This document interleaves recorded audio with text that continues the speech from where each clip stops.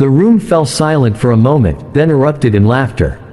Marcus Hale stood at the head of the polished mahogany table, his hands steady on the edges of his presentation binder, as the sound washed over him like a cold wave. One investor, a silver-haired man with a crisp suit and an easy grin, leaned back in his chair, chuckling deeply. "Son, that's ambitious," he said, wiping a tear from his eye, "but ambition doesn't pay the bills.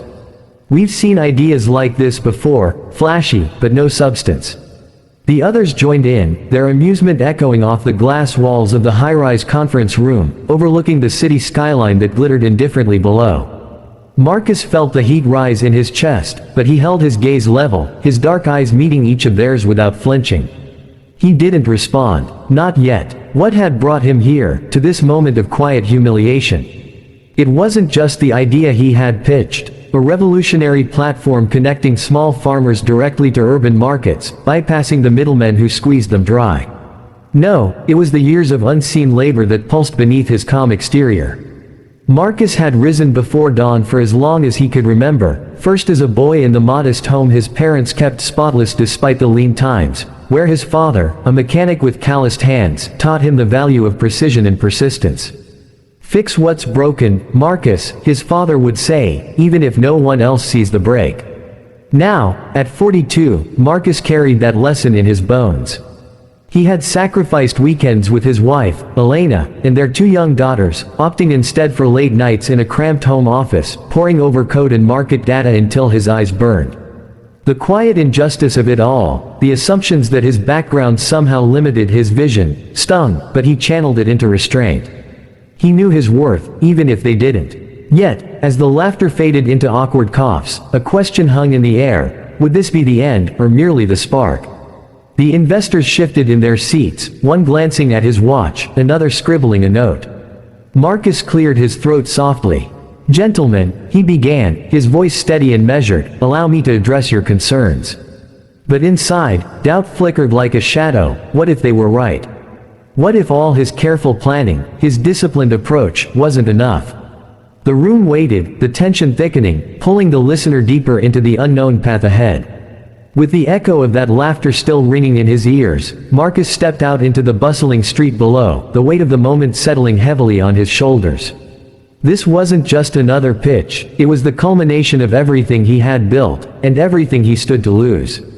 His family's modest savings had been poured into this venture, every dollar a testament to their faith in him. Elena had supported him without complaint, managing the household on her teacher's salary while he chased this dream. If it failed, they would face more than financial strain, the girls' college funds depleted, the home they had worked so hard to secure now at risk. And beyond that, his legacy, as the first in his family to reach for something beyond survival, failure would whisper that perhaps some barriers were unbreakable. The stakes were personal, woven into the fabric of his identity, his self-respect hanging in the balance. The initial problem had seemed surmountable at first, the simple need for capital to scale his platform. But as weeks turned to months, hope emerged only to be dashed by deeper obstacles. A potential partner expressed interest, only to back out after a cursory review, citing market saturation, without truly examining the data Marcus had meticulously compiled. Social pressures mounted, old friends from the neighborhood questioned his choices, their well-meaning doubts chipping away at his resolve. Why not stick to something safe? One asked over coffee, his tone laced with concern. Institutional barriers loomed larger still, loan applications denied with polite form letters, networks that seemed closed to outsiders like him. Each setback built upon the last, the pressure rising like a tide. Internally, doubt crept in during quiet moments. Alone in his office one evening, Marcus stared at the glowing screen, his fingers hovering over the keyboard. Had he miscalculated? The near breaking point came during a heated argument with Elena, not born of anger but exhaustion. "I believe in you," she said, her voice soft yet firm, "but we can't keep going like this forever." He nodded, swallowing the knot in his throat, knowing that certain choices, like pressing on despite the rejections, would later prove decisive. Through it all, a single emotional thread held firm: perseverance, that quiet strength forged in the fires of adversity. He refused to let the laughter define him, instead using it as fuel, even as the tension coiled tighter, the breakthrough still tantalizingly out of reach. Micro-tensions dotted his path, subtle hints of what was to come. A chance conversation with a former colleague revealed an overlooked market trend, but pursuing it meant more late nights, more sacrifices. The pressure built steadily, each step forward met with two back, until Marcus felt the weight of it all pressing down. Yet he endured, his discipline unyielding, the narrative momentum driving toward an uncertain horizon. In the months that followed the laughter in that high-rise conference room, Marcus Hale moved through the world with the same measured steps he had always taken, but now each one carried the weight of accumulated observation. The misjudgments he encountered were rarely loud or overt. They appeared instead in the small fractures of human interaction, the way a conversation at a crowded industry mixer would pause when he joined a circle, as though his presence required recalibration, the brief flick of eyes toward his business card before the polite nod and the subtle pivot to safer topics. No one raised their voice. No one needed to. The dismissal was quieter, more efficient, embedded in assumptions that had hardened over years into something resembling common sense. One afternoon, in the glass-walled lobby of a downtown venture firm, Marcus waited for a scheduled meeting that had already been rescheduled twice. The receptionist, pleasant and professional, offered him coffee and asked about his weekend in the way people do when filling silence. When he mentioned working late on user feedback from rural cooperatives, her smile tightened just enough to register. "That sounds dedicated," she said, the word landing somewhere between compliment and question. Later, during the actual pitch in a smaller room upstairs, the lead partner, a man in his late 50s with the easy confidence of someone who had never needed to explain his credentials, listened with folded arms. At the end, he leaned forward slightly. "Marcus, this is interesting. But let's be realistic. The ag tech space is crowded. You might want to consider partnering with someone who already has distribution channels. Someone established." The subtext was unmistakable. Someone like us. Not someone starting from the ground up in a home office with second-hand furniture. Marcus absorbed these moments without visible reaction. He had learned long ago that reacting in the heat of dismissal only reinforced the narrative others had already written. Instead, he cataloged them, the tone that implied simplification was needed, the questions that circled around his credentials rather than his data, the casual references to your community, as though his work existed in a separate, smaller sphere. These were not attacks born of malice so much as the natural outgrowth of pride, the quiet certainty that the established order had already identified the best paths forward. Institutional machinery amplified it. Grant applications disappeared into black holes of bureaucracy where track record became code for prior funding rounds. Accelerator programs advertised openness but selected cohorts that looked remarkably similar to the people already sitting on their advisory boards. Boardrooms discussed inclusion in polished slides, yet the seats around the table remained filled by familiar faces. Marcus did not allow these realities to curdle into bitterness. He understood that ego, when left unchallenged, becomes a lens that narrows vision. The true cost, he realized, was not personal humiliation, it was opportunity lost on a larger scale. Farmers who could have benefited from direct market access continued selling at squeezed margins. Families in his network kept waiting for the kind of economic mobility that only scale could provide. Every time a door closed quietly because of underestimation, the delay rippled outward. He carried that awareness like a second heartbeat, steady, insistent, never loud. Through those same months, he worked in near solitude. The home office, once a place of hopeful late-night coding, had become a laboratory of refinement. He ran small-scale pilots in 3 neighboring counties, partnering with farmers he had known since childhood. They tested the platform on modest volumes, produced deliveries to local restaurants, bulk orders for community markets, and he collected every piece of data with meticulous care. Response times, user retention, transaction completion rates, even the qualitative notes farmers left in the feedback form. "This saved me 2 hours driving to the wholesaler. Got paid same day instead of waiting 30. Each entry was logged, analyzed, cross-referenced. He built dashboards that showed not just growth, but patterns, seasonal spikes, geographic clusters, price elasticity in different crop categories. The numbers were modest at first, but they were real, and they were compounding. Intelligence, he knew, was not in having the original idea, it was in seeing what others missed. One evening, reviewing logistics reports, he noticed a recurring bottleneck. Small and mid-sized distributors were being squeezed out by the giants, yet they still controlled vital last-mile networks in secondary cities. Larger players overlooked them because their volume seemed insignificant on national spreadsheets. Marcus saw leverage. He reached out to one such distributor, a family-owned operation based 2 hours north, whose owner, a woman named Carla Reyes, had spent 30 years building relationships with growers and grocers alike. Their first conversation lasted 4 hours. By the end, they had sketched a memorandum of understanding. Carla would integrate the platform into her existing routes. In return, Marcus's algorithm would optimize loads and predict demand, increasing her margins without added overhead. It was not flashy. It was precise. Discipline carried him through the negotiations that followed. He prepared for every meeting as though it were the first, reviewing notes, anticipating objections, practicing responses until they felt like breathing. When doubt surfaced, usually around 3 in the morning, he reminded himself of the thread that had held him steady since the laughter. Perseverance is not loud defiance, it is the refusal to let someone else's limited imagination define your limit.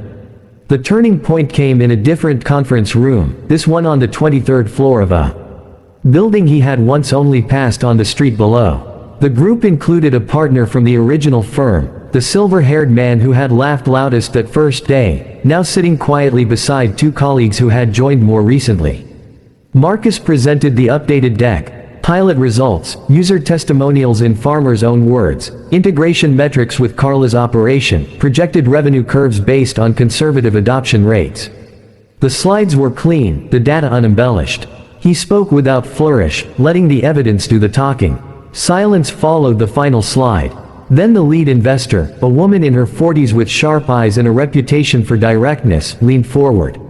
These numbers are compelling. The retention is higher than we typically see in early-stage ag tech. And the distributor partnership, that's a smart moat. Nods rippled around the table. The silver-haired man cleared his throat. "We may have underestimated the scalability here," he said, his voice quieter than it had been months earlier. No dramatic reversal, no theatrical apology, just acknowledgement, delivered in the same professional tone they used for every other deal. Marcus met their eyes one by one. "Underestimation can be a gift," he replied evenly. "It sharpens focus." The room exhaled. Papers were passed, terms were discussed. By the end of the afternoon, term sheets were on the table. Later that week, when the silver-haired investor called personally to express interest in a follow-on round, Marcus listened courteously. He did not remind the man of the laughter. He did not need to. Instead, he thanked him for reconsidering and suggested a meeting to discuss alignment. True authority, he had come to understand, requires no reminder of past slights. It is expressed in the calm certainty that the work itself has spoken. The emotional payoff arrived not as a surge, but as a slow, steady rising. Satisfaction settled first, quiet validation that the years had not been wasted. Then came a controlled joy, tempered by the knowledge that this was only a beginning. When he told Elena that evening, her eyes filled, but she simply took his hand and said, "You never let them rush you." In that moment, the reclamation felt complete, not of pride wounded, but of dignity preserved and deepened. The power had shifted, not through confrontation, but through the patient accumulation of proof. And in that shift lay the deeper truth. Underestimation extracts a cost, but it also creates space for those who refuse to be confined by it. Marcus emerged steadier, clearer-eyed, carrying the quiet authority that comes only to those who have walked through dismissal and come out still standing, still building, still believing in the work. The launch arrived on a crisp October morning, not with fireworks or press conferences, but with the quiet click of a final deployment button in Marcus Hale's home office. The platform went live at 6:47 a.m., the same hour his father used to leave for the garage every day of Marcus's childhood. Within minutes, the first transaction cleared. A load of sweet potatoes from a farm outside Sangla Hill, coincidentally close to where Marcus's own roots lay, found its way to a small greengrocer in the city, payment deposited instantly. No middleman, no 30-day wait, just a direct line, clean and efficient. By noon, the dashboard showed 17 more. By evening, the number had climbed past 200. The numbers themselves were modest in the grand scheme of venture capital expectations, but they were undeniable proof the system worked. Marcus sat back in his chair that night, the screen's glow the only light in the room. He did not celebrate with raised fists or triumphant calls. He simply watched the counter tick upward, each increment a small echo of every rejected application, every polite dismissal, every late night when doubt had pressed against his ribs like a stone.